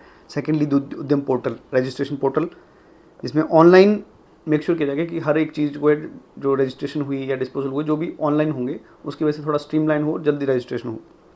So the registration process under this is fully online, digital, paperless and is based on the self declaration, right. New registration process has boosted the ease of doing business in MSME by reducing the transaction and time cost. ठीक है, जो transaction cost होगी या time हो गया उसको थोड़ा कम कर दिया, उसकी वजह से काफ़ी फ़ायदा हुआ. ये इंपॉर्टेंट है. एज ऑन February 2023, 9 फरवरी, total number of registered enterprise थे 79,484, राइट, आउट ऑफ विच जो कि उद्यम पोर्टल पर रजिस्टर्ड हुए हैं उनमें से 76,713 जो है माइक्रो नेचर के हैं, 2,493 जो स्मॉल हैं, 278 are medium enterprise. So district wise data जो है ये हम क्या कर सकते हैं, सबसे ज़्यादा हैं यहाँ पर, ये डायरेक्टली पूछ सकते हैं क्योंकि कई बार कांगड़ा और सोलन में कंफ्यूज किया जाता है. लेकिन यहाँ पर एक चीज़ देखिए कि Solan has maximum enterprises micro, small और मीडियम नेचर के. अब यहाँ पर देखेंगे हम कैसे इंपॉर्टेंट है ये. 14,000 के आसपास जो है यहाँ पर माइक्रो हैं, micro enterprise. Then 928 medium enterprise and 152 जो हैं आपके मीडियम है. The 921 is small. Secondly comes the Kangra with 13,000 micro, 348 as small and then 18 as medium, right. Important चीज़ ये देखिए यहाँ पर सिरमौर डिस्ट्रिक्ट में, यहाँ पर बाकियों में क्या है, मोस्टली इसका शेयर काफ़ी कम है जो हमारे स्मॉल हैं, लेकिन यहाँ पर हम देखते हैं सिरमौर में स्पेशली इंडस्ट्रियल एरियाज और पौंटा साहिब उसकी वजह से ज़्यादा होता होगा ये. सो सिरमौर में 5,038 के आसपास जो है आपके माइक्रो इंडस्ट्रीज़ हैं. Then 279 is the small industries and 72 as medium industries. So ये इंपॉर्टेंट है. ये दो लार्ज डिस्ट्रिक्ट इंपॉर्टेंट है. यहाँ पर लार्ज में कोई नहीं है, लार्ज इंडस्ट्री ऑब्वियसली, क्योंकि लाहौल स्पीति और किन्नौर में लार्ज इंडस्ट्री हो नहीं सकती. सेकेंडली यहाँ पर जो स्मॉल है उसमें भी एक इंडस्ट्री है स्मॉल में लाहौल स्पीति में, और 15 है किन्नौर में स्मॉल वाली में. बाकी most of it are micro nature की इंडस्ट्रीज या enterprise. Next coming to the KVIC, बहुत इंपॉर्टेंट है. ये डायरेक्टली 4 नंबर का डायरेक्ट नोट भी आ सकता है. So Khadi and village industries commission जो है एक स्टैट्यूटरी बॉडी है, established under the government of India act. कौन सा एक्ट है? सेकेंड जो 5 ईयर प्लान था उस वक्त ये बनाया गया था. Khadi and village industries commission act 1956, इस एक्ट के अंदर ये बॉडी बनाई गई थी। The KVIC has a state section, obviously हर एक स्टेट के लिए अलग से काम करता है इनका सेक्शन। शिमला में ऑब्वियसली होगा 13 ये हो गए। इंपॉर्टेंट चीज़ क्या है? So Khadi programme, in addition to the Khadi programme KVIC is also implementing agency for the Pradhan Mantri employment generation programme. This is also very important prelims के लिए। Under this programme credit link subsidy, back end subsidy जो है वो इस the scheme is being implemented all over India, right. और उसके लिए फिर जो स्टेट लेवल पर Khadi village and industrial board बने होंगे वो काम करेंगे, और जो डायरेक्टरेट ऑफ इंडस्ट्री जो है रिस्पेक्टिव स्टेट का, जो कि हिमाचल में भी है। KVIC इज इम्प्लीमेंटिंग एजेंसी, हमने पढ़ लिया, since 2009 and generating employment opportunities to educated and uneducated youth जो है उनके लिए। Next, KVIC is also identified, KVIC has also identified clusters for regeneration of traditional industries in the state of Himachal Pradesh under this स्फूर्ति programme. जानते हैं हम स्फूर्ति, हमने देखी थी अभी स्कीम। सो स्फूर्ति के under Sirmaur bee keeping cluster को जो है आइडेंटिफाई करा है खादी एंड विलेज इंडस्ट्री ने, अलॉन्ग विद उसमें कौन कौन से काम का हैज़ बीन आइडेंटिफाइड। एंड महिला Samaj Kalyan Samiti Rajgarh Sirmaur will be the implementing agency. So Sirmaur bee keeping का जो क्लस्टर है उसमें महिला कल्याण या महिला समाज कल्याण समिति राजगढ़ वो है इम्प्लीमेंटिंग एजेंसी। और जो उसे टेक्निकल हेल्प है वो कहाँ से मिलेगी? ली बी इंटरनेशनल इंस्टीट्यूशन है for bee keeping and agro enterprise Ludhiana. This is very important, ये डायरेक्टली प्रीलिम्स में पूछ सकते हैं। नेक्स्ट है जी, हर एक स्टेट में मैंने बताया कि एक Khadi and village industrial board बनेगा। So Himachal Pradesh Khadi and village industry board है statutory body created by an act of legislative assembly, number ये है 1966 में, ज़्यादा इंपॉर्टेंट नहीं है। सो ऑब्जेक्टिव्स देख लेते हैं हम ब्रॉडली कैसे। सोशल ऑब्जेक्टिव क्या है? Providing employment. Secondly, the economic objective is to produce the saleable articles, ऐसे आर्टिकल बनाए जाएं जो कि सेल जिनकी हो सके। Third, wide objective is creating self reliance among the poor and building up the strong rural community spirit. ये हो गया जी। नेक्स्ट बहुत ज़्यादा इंपॉर्टेंट नहीं है। Himachal Pradesh state industry development corporation, ठीक है। अब जितनी भी सरकारी या गैर सरकारी जो भी होंगी, जो बिल्डिंग्स इंपॉर्टेंटली बनेंगी, ये काफ़ी इनके थ्रू बनाई जाती हैं, इंडस्ट्रियल डेवलपमेंट कॉर्पोरेशन के थ्रू। जैसे बिल्डिंग ब्रिजेस हो गए, रोड्स हो गए, स्टेडियम्स हैं, गवर्नमेंट के ऑफिस हैं, ये सब देख लीजिए, इसमें ज़्यादा कुछ जोरदार है नहीं। Himachal Pradesh infrastructure development board, right. So this is very important, statutory body again established under Himachal Pradesh infrastructure development act 2001, right. So development board है इंफ्रास्ट्रक्चर का, तो ऑब्वियसली मतलब जो बेसिक असेट होंगे इंफ्रास्ट्रक्चर के उनको बनाने में हेल्प करेगा, right. So it provide the framework for participation by persons other than the state government and government agencies in financing, construction, maintenance, operations of the infrastructure projects and to raise the resources on the behalf of state government, right?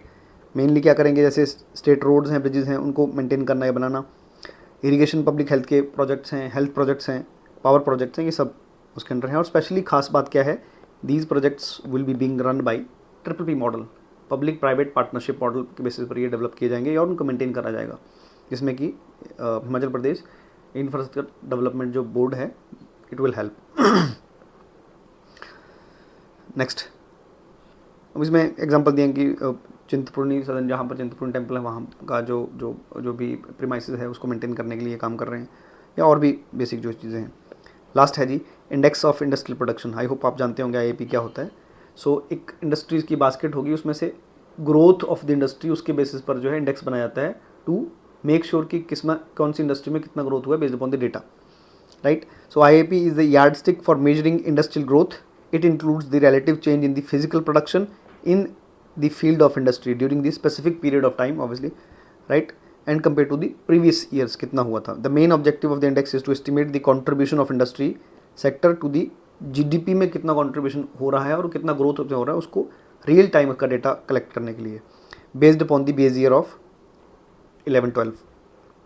IAP estimates quarterly are collecting data from the selected units of manufacturing से, mining, quarrying, इन सब से basic data को collect करते हैं। So this is for this year general. अगर देखा जाए 22-23 में एस्टिमेटेड क्या है 257, इंक्रीज फ्रॉम 235 से इंक्रीज होकर इतना एस्टिमेटेड है, राइट, ये हम पढ़ सकते हैं। Okay, so over the course of last 4 years the industry sector Himachal Pradesh has contributed average 40%, जो हमने बात करी थी, with the CAGR of 6%.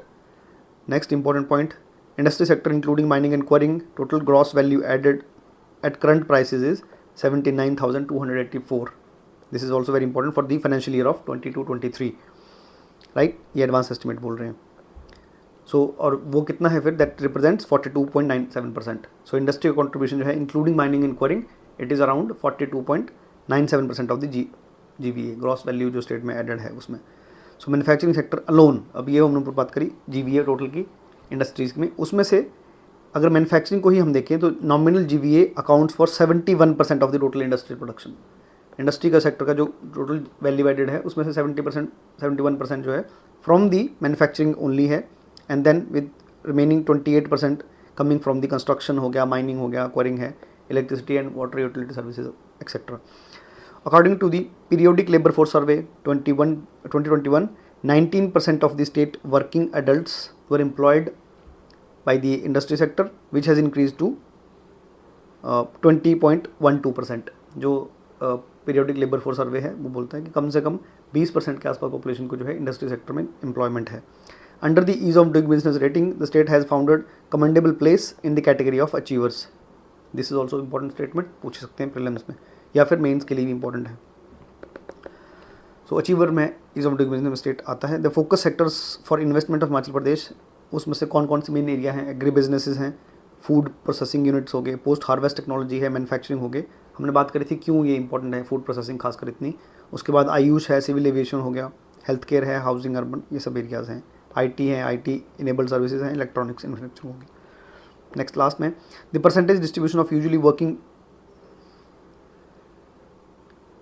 Right. So overall अगर हम इंडस्ट्री या बाकी देखें, percentage distribution usually working person की अगर देखें इंडस्ट्री में या अदरवाइज भी, shows that 57%, 19% and 22% persons are employed in primary, secondary and tertiary sector, जो हम बात भी कर चुके हैं, हमने पाई डायग्राम भी देखा था. So this one indicates, so this is 57% from the primary sector which include mostly the agriculture, and then secondary 19.92%, right. So ये है periodic labour force survey 21-22. So that is all for this with the chapter 12, that is power. इसमें हालांकि बहुत कुछ ऐसा है नहीं जोरदार जो क्वेश्चन बन सके, लेकिन फिर भी for the sake of doing will make sure, right, key highlights will do after the chapter. Directly coming to the introduction. So power की जहाँ तक अगर स्टेट में बात करें, सो मेजरली अगर देखा जाए, mostly Himachal relies on renewable source, right. Renewable means so from the renewable sources, जहाँ से जैसे there are solar or hydro, so these are sources of which are renewable plus green. Carbon जो इनका फुटप्रिंट्स है वो बहुत कम है, मिनिमल है. Specially Himachal is not involve in production of any thermal nature की power. So Himachal is not involve in production of thermal power, right. This is very important. और renewable में मोस्टली हम we are relying on the hydro power. Reason is obvious, because we have 5 big rivers which are coming, and that perennial rivers gives an ample amount of running water to produce the electricity from the through the dams, right. So the potential of hydropower electric generation in Himachal Pradesh is huge, which is 25% of the national potential of hydroelectricity, right. So quarter of the hydroelectric potential comes from the state of Himachal only, lies in the state's border. The state has a potential of create around 27,000. अब last class में हमने 11 chapter में कई जगह 25,000 megawatt भी लिखा है, but this can also be sided, both are correct. 27,436 megawatt का पोटेंशियल है. हमने कितना अचीव करा है, दैट इज इंपॉर्टेंट. 10,519 मेगावाट जो है ऑलरेडी हार्नेस्ड जो है स्टेट ने कर लिया है. The state has harnessed this much. और वो कहाँ से है, from the 5 perennial river basins, right. So out total हो गया, and now which is only 7% under the control of Himachal. Out of this 10,000 megawatt, only 7% is under the control of government of Himachal. ये देख सकते हैं table, हालांकि उतना important है नहीं, बट फिर भी हमें पता होना चाहिए. दिस इज हार्नेसिंग कैपेसिटी, और उसमें से केवल 7% ही हिमाचल के पास है. सो इम्प्लीमेंटिंग एजेंसी बात करें, सो गवर्नमेंट ऑफिस जो रिस्पॉन्सिबल है that is directorate of energy. In 2009, an independent directorate of energy was established, and before it, it was Himachal Pradesh State Electricity Board, which was taking care of this. So, the Directorate of Energy is a nodal office by under Department of Multi-Purpose Projects and Power, Government of Himachal. It strives to provide efficient and timely coordination with all the all the power utilities in the power sector. ठीक है, जिसमें hydro electric project की अगर बात करें with greater capacity more than 5 megawatt की जो है the granting of techno economic. अब इसमें जो डायरेक्टर ऑफ एनर्जी है क्या वो करता है, so it overseas the allocation of hydro electric projects with capacity greater than 5 megawatt. So 5 megawatt से जो बड़े होंगे प्रोजेक्ट्स उनके अप्रूवल्स में जो है डायरेक्टरेट ऑफ एनर्जी इन्वॉल्व है, राइट. साथ ही साथ और भी काफ़ी सारे हैं, जैसे कि the granting of techno-economic clearance, issues related to the hydropower safety, environment and social issues, management of the local area development fund, right, quality control, management of the power flow and so on and so forth. ठीक है जी. और साथ ही साथ जो है dam safety और डैम कैपेसिटी बिल्डिंग उस बारे में भी डायरेक्टरेट ऑफ एनर्जी ध्यान देता है. Government of HP has earned 1302 crore as a revenue from the sale of 3105 million units of electricity for the financial year of 22-23 ending December 31st of 2022. Now capacity addition. अब इसमें कौन कौन से नए projects हैं ये कभी कभार एक वन लाइन में या डायरेक्टली मैचिंग को पूछ लेते हैं. So 14 megawatt capacity Rajpur hydro electric project, 9.9 in district Shimla. अन्य hydro electric projects obviously in Kullu commission between the this financial year में देखा जाए. सो 1/4/2022 से लेके 31 दिसंबर 2020 तक ये जो है कमीशन हुए हैं, राइट. वेरेज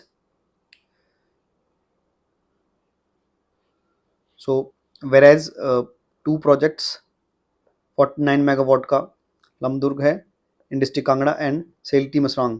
ठीक है जी, ये कमीशन होने वाले हैं अभी 2000 नेक्स्ट मतलब 2023 वाले ईयर में, राइट. उसमें कोई और बहुत जोरदार नहीं है. कर चुके हैं. State energy and climate index, this is important by ये हम देख सकते हैं state energy and climate index, this is important. अब जानते हैं most of the indexes in India are developed by NITI Aayog, right. So the index for 2022 was conceptualised by NITI Aayog and the Bureau of Energy Efficiency BEE. इन दोनों का collective effort है. So the composition of the index has been developed considering the energy consumption, energy saving potential, and the state's influence in implementing the energy efficiency in buildings, industries, municipalities और बाकी सारे में कहाँ जो state government क्या effort ले रही है for the energy efficiency enhancement, right. So institutional capacity में फाइनेंसिंग मैकेनिज्म में and adoption of energy efficient energy saving techniques जो है उसको कितना अडॉप्ट कर रहा है state. So the state energy and climate index consist 6 parameters and 27 indicators. This is also very important. 6 parameter पर वो जज करेगा, 27 इंडिकेटर्स हैं फॉर दी या उनको की परफॉर्मेंस इंडिकेटर भी बोलते हैं 29.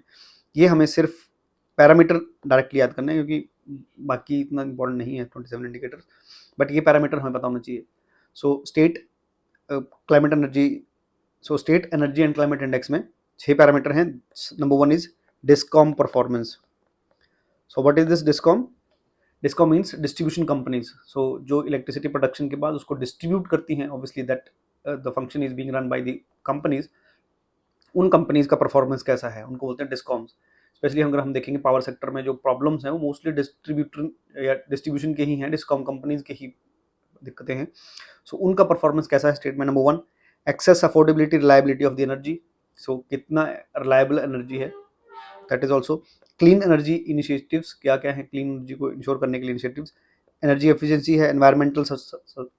एनवायरमेंटली कितना सस्टेनेबल है और उसके लिए न्यू इनिशिएटिव्स क्या हैं. ये सो मेजरली ये 6 पैरामीटर्स हैं जिसकी बेसिस पर ये इंडेक्स बनाया जाएगा, ये बनाया जाता है. So discom performance with 8 indicators is the most important parameter because discoms are the most important link in the entire energy value chain and its performance has been assigned with the higher percentage of 40%. This is very important. हम देख रहे हैं सबसे ज़्यादा जो है percentage index में discom performance को दी गई। क्यों? क्योंकि जो लिंकिंग प्रोसेस है फ्रॉम द प्रोडक्शन साइट, वहां से लेकर एनर्जी के कंजम्पशन के सोर्स तक पहुंचाने का जो डिस्ट्रीब्यूशन कंपनी का काम है, that is also very key in this, that is very key work in the supply chain, right. So उनको सबसे ज़्यादा परफॉर्मेंस की परफॉर्मेंस है, उनको सबसे ज़्यादा वेटेज दी गई है। नंबर 1 एक्सेस अफोर्डेबिलिटी, इन सबको 15%, सारे 15% पे हैं ये क्लीन एनर्जी इनिशिएटिव और एक्सेस या अफोर्डेबिलिटी। देन एनर्जी एफिशिएंसी को 6%, एनवायरमेंटल कितना सस्टेनेबल उसको 12%, and then finally new initiative को भी 12%। ये वेटेज है। मैच करने को ये आ सकते हैं क्रॉस में मैचिंग। सो हमें पता होना चाहिए कि डिस्कॉम को सबसे ज़्यादा और आपका ये एनर्जी एफिशिएंसी कितनी है उसको 6% लीस्ट उसमें है perform, right. 15% and 12%। Okay, the other parameters such as access, affordability, reliability, clean energy initiatives, energy efficiency, and so on and so forth.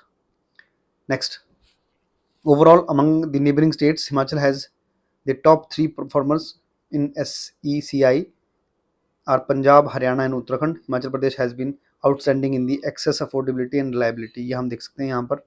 So this is Himachal, right? So यहाँ पर हम देखेंगे 56%. बाकी में मोस्टली हम उतना ज़्यादा नहीं अच्छा कर पाए, लेकिन इसमें सबसे ज़्यादा हैं 56% पे, राइट। और यहाँ पर भी एनवायरमेंटल सस्टेनेबिलिटी में भी ऑलमोस्ट इक्वल हैं किसके, JNK के। सो दिस इज 52 रैंक, हालांकि डायरेक्टली शायद नहीं पूछे लेकिन फिर भी। सो एनर्जी एफिशिएंसी में हम देखते हैं कि Uttarakhand is doing great, right. और द डिस्कॉम परफॉर्मेंस में सबसे पहले पंजाब है, दिस इज 77, ऑलराइट। बहुत ज़्यादा नहीं, लेकिन हमें रैंक पता होना चाहिए। The state has secured 7th rank among the overall states and second place among the special category states, right? So overall state में देखा जाए तो 7th रैंक है, और अगर स्पेशल कैटेगरी स्टेट्स हैं जैसे हिमालयन स्टेट्स और नॉर्थ ईस्टर्न स्टेट्स हैं, उनमें 2nd रैंक है। इलेक्ट्रिसिटी बोर्ड है, उसके बारे में थोड़ा बहुत इंट्रोडक्शन है, नॉट वेरी इंपॉर्टेंट, पढ़ सकते हैं इसको बस। ट्रांसमिशन के बारे में है, हिमाचल प्रदेश पावर कॉरपोरेशन लिमिटेड है। अब इसमें कितने बेसिक कौन कौन से हाइड्रो प्रोजेक्ट्स हैं, कई बार नाम पूछ लेते हैं कहाँ पर हैं। सो केशांग है, सावलाकुंडू, ये आया था एक बार लास्ट 2-3 साल पहले, कितना मेगावाट का है, 111 मेगावाट, डिस्ट्रिक्ट शिमला में है। इसी तरह बाकी सारे भी हैं, सैंज हो गया, सोंगटोंग कच्चम है, थाना प्लॉन्ग, ये अब नाम पढ़ सकते हैं, उसमें कोई बहुत ज़ोरदार है नहीं। हाँ, उसके अलावा हाइड्रो पावर के अलावा और कौन से सोर्सेज हैं पावर के, this is very important. Solar power, renewable sources में solar power has the key performance in the coming years. So HPPCL Power Corporation Limited has built 5 megawatt solar power facility in Naina Devi, जगह का नाम है जी बैराडोल, district Bilaspur में, ठीक है जी। So this was the first power project, solar based power project in the state. उसके बाद अब एक और शायद 10 मेगावाट का डिस्ट्रिक्ट ऊना में है, अगलोर में या जो भी नाम होगा। सो 10 मेगावाट वो भी है, but this is this Berradol of 5 megawatt capacity was the first solar power project, ये पता होना चाहिए, राइट। एंड बाकी छोटे छोटे नाम हैं, हम देख सकते हैं, इसमें कोई बहुत ज़ोरदार है नहीं। हिमाचल प्रदेश पावर ट्रांसमिशन कॉरपोरेशन लिमिटेड, कुछ इसमें है नहीं, बस आप नाम वगैरह देख सकते हैं। ग्रीन एनर्जी कॉरिडोर, ये भी एक है scheme, has been initiated for the developing economical transmission systems in order to encourage the green renewable energy generation. The scheme has been funded partly 40% as a grant from the Ministry of MNRE, Ministry of New and Renewable Energy, and partly 40% as low fixed interest rate loans from the German Development Bank, right? So district Chamba, Kullu and Kinnaur में this is being implemented. बस आपको ये district पता होनी चाहिए, 3 prelims के लिए यही इंपॉर्टेंट है। नेक्स्ट हिमुर्जा, अब इसके ऊपर मेंस में एक 4 मार्कर क्वेश्चन आया है, आ सकता है हिमुर्जा के ऊपर। सो हिमुर्जा क्या है, बेसिक डेफिनेशन इसका वो लिख सकते हैं। So and what is Himurja actually being done by at present. So what Himurja is doing at present, this is also very important. Key initiatives क्या हैं, Himurja has made efforts to popularise the renewable energy programmes in the state with the financial support of ministry of new and renewable energy, right. अब उसमें क्या है, specially the solar power, ठीक है, उसको बढ़ाने के लिए हाइड्रो पावर के लिए काफ़ी काम कर रही है। Up to the capacity of 5 megawatt. So उसके जो बड़े हैं वो हमने देखा था, जो डायरेक्टरेट ऑफ एनर्जी है वो डील करता है, लेकिन अप टू 5 मेगावाट जो है वो हिमुर्जा के अंडर आते हैं प्रोजेक्ट्स। अब इसमें और भी छोटे छोटे काफ़ी एफर्ट्स हैं, सोलर कुकर्स हो गए, सोलर लाइट्स होगी, हीटिंग सिस्टम्स हो गए, वो सब डिस्ट्रीब्यूट किए जाते हैं हिमुर्जा के थ्रू। ठीक है जी, solar power plants. So since its commencement, 18 megawatt grid connected solar rooftop powers plants have been erected. This will result in yearly saving of 12 crore rupees of offset और 13,000 tons of carbon impact जो है state में वो बचाएंगे। कौन से? जो solar rooftop जो प्लांट्स लगाए हैं। स्मॉल हाइड्रो प्रोजेक्ट्स, ये भी हिमुर्जा के अंडर ही आते हैं। Himurja responsible for exploring small hydro projects. See this is a Swiss model actually, I would say, एक टॉपिक भी आया था। सो स्विस मॉडल का मतलब क्या है कि instead of going for the big dams, big power projects बड़े बड़े, उनका क्योंकि उनका इकोलॉजिकल कॉस्ट बहुत होता है, चाहे वो एरिया सबमर्ज्ड उनके अंदर होगा वो बहुत बड़ा होगा, या फिर उनका और भी काफ़ी सारे इम्पैक्ट्स को ट्रिगर कर सकता है, इकोनॉमिकल या इकोलॉजिकल इम्पैक्ट्स को। So instead of going for the big, क्योंकि हिमाचल की टोपोग्राफी ऐसी है, फ्रेजाइल है, साथ ही में बहुत एरिया नहीं है, उसकी वजह से instead of going for the big dams और big projects, state should adopt to go towards the smaller projects up to the capacity of 5 megawatt। उसके लिए काफ़ी एफर्ट्स जो है गवर्नमेंट कर रही है, और उसी के अंडर देख लीजिए। So allotted projects of up to 5 megawatt capacity. और उसमें कोशिश क्या की जाती है कि जो हिमाचल बेस्ड जो अगर इन्वेस्टर्स होंगे उनको प्रेफरेंस मिलती है इसमें, प्राइवेट इन्वेस्टर्स होंगे जो, right. Important policy initiatives, hydropower policy 2006 of the state has served an objective well, and over last 15 years this has been a paradigm shift in the energy scenario of the country. So the country is moving towards the renewable energy, that is total green energy as per the Paris agreement जो हमने करा था 2016 में। So the solar and wind power shares their increasing a faster rate than the hydro। चूंकि hydro में ऐसा है कि अब धीरे धीरे, चूंकि हिमाचल ने काफ़ी हार्नेस कर भी लिया है, सो धीरे धीरे वो पीक हो चुका है, अब वो धीरे धीरे स्टैग्नेट हो रहा है प्रोग्रेस हाइड्रो पावर में। बट इंस्टेड चूंकि विंड पावर और सोलर पावर अभी नए एवेन्यूज हैं, तो वहाँ पर ग्रोथ रेट बहुत हायर है, राइट। सो फास्टर ग्रोथ पे ग्रो कर रहे हैं। Then hydro power along with hybrid batteries and pump storage, hydrogen energy, ये सब जो है नए फोकस एरियाज हैं आने वाले सालों में जो होने वाले हैं। सो इन सब को ध्यान में रखते हुए, चूंकि हमारी पॉलिसी जो हाइड्रो पावर की है वो काफ़ी पुरानी होगी और हमें पावर पॉलिसी, एक नई पावर पॉलिसी लाने की जरूरत है। So there is a need to new energy policy और power policy for the state, जो कि 2021 में ड्राफ्ट अभी बन चुका है। देखते हैं which was felt important policy initiatives are, ये क्या क्या हैं देख लेते हैं। After 15 years Himachal Pradesh has modified the hydro power policy to address fresh challenges. Hydro में, बायोमास में और पावर डेवलपमेंट में जो नए चैलेंजेस हैं उनको एड्रेस करने के लिए पॉलिसी बन रही है 2021 policy। The state has prepared the draft energy policy 2021 that aims to promote green, clean, sustainable generation of energy to enable quick harnessing or full potential of the state, right। Along with this, it also aims to harness and commission 10,000 megawatt of hydro energy by 2030 to have an operational capacity of 20,948। So ये मेरा M है कि अगले 10 सालों तक हमने, चूँकि अभी तक 10,500 समथिंग 18 समथिंग मेगावाट जो है हार्नेस्ड ऑलरेडी है स्टेट का, इससे बढ़ाकर हमने 20,000 पर लेके जाना है, जो कि टोटल कैपेसिटी 27,000 के आसपास है। सो टोटल कंप्लीट चलो हार्नेस नहीं होती, लेकिन अगले 10 सालों में हमने एटलीस्ट 20,000 तक इसको लेके जाना है। ठीक है जी। Existing run of the river hydro project जो हैं वो बनाए जाएंगे, स्टोरेज प्लांट्स होगी। ये सब प्रोग्राम है, ये कौन सी एनर्जी पॉलिसी 2021 में। उसके 2-4 की इनिशिएटिव्स या 2-4 की रिकमेंडेशन हम देख सकते हैं उस पॉलिसी में क्या क्या है।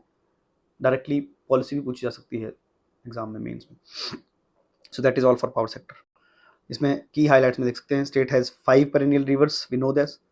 Basins have the potential to produce 27,436 megawatt hydroelectricity out of total hydroelectric 10,519 जो है हम ऑलरेडी हार्नेस कर चुके हैं, which is 7.6% under the control of state. उसमें से according to the state energy and climate index, Himachal Pradesh has the best environmental sustainability and innovative initiative score जो है हिमाचल का बहुत अच्छा है। साथ ही साथ हिमाचल का जो ओवरऑल रैंक है वो 7th है, एंड जो स्पेशल कैटेगरी स्टेट्स हैं उनमें 2nd रैंक है, राइट। सो ये देख सकते हैं ग्रिड कनेक्टेड सोलर रूफटॉप की अगर बात करें, सो 18 मेगावाट के आसपास हमने एस्टेब्लिश करा है, इंस्टॉल करा है। So which is saving around 12 crore rupees, and 13,000 के आसपास टन जो है कार्बन का एक्स्ट्रा फुटप्रिंट जो है एलिमिनेट करने के लिए। After 15 years, Himachal Pradesh has changed the hydropower policy to address the fresh challenges. Hydro biomass और सोलर पावर डेवलपमेंट की तरफ हम ध्यान ज़्यादा देंगे अब, ठीक है। जिस state has prepared a draft energy policy 2021 that aims to promote green, clean and sustainable generation of energy to enable quick harnessing, right. So ये एक इनिशिएटिव है। This is all for the chapter 12। Thank you so much.